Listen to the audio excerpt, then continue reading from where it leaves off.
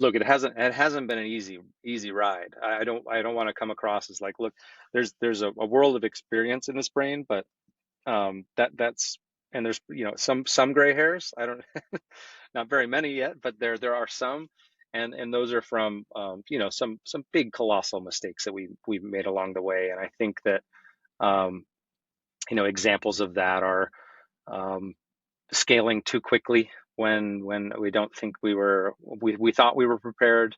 Um, you know, selling into, especially in CPG, selling into a place is one thing, pull through is another. And I think people forget about the pull through, right? Like you can get that PO, you can get that order, you can be on that shelf, but like how are you increasing velocity? Is like you should be thinking velocity before sale every single time. And do you have enough bandwidth to support that velocity via marketing and your own support, whatever it may be? Because if you're sitting on a shelf, you're done, you're toast, especially in retail, right? Um, and that we want. I'll tell you a story in 2011 with one of the brands, one of my first wine brands. It was a part of that three brand acquisition.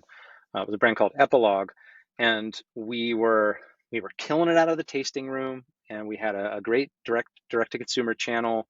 Our buy the glass programs were doing really well in like the 15 states, so we increased production, oh God, tenfold over the next year.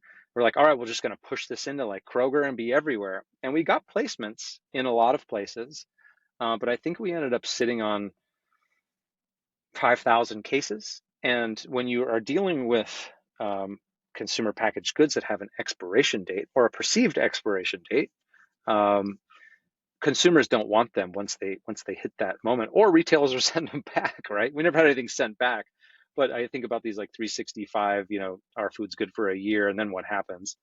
And so we had to come up with some solution, and we ended up finding some discount retailer that was cool enough to take those 5,000 cases off our hands at 50 cents on the dollar. It was a tough one to stomach, um, and also didn't like burn our brand along the way, which was nice.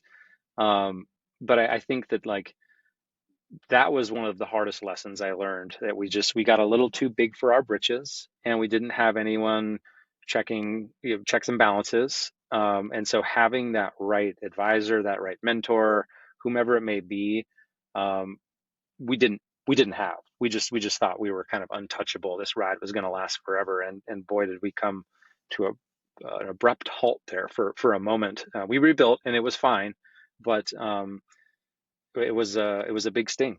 I still think about that today as like my maybe my biggest colossal mistake in CPG.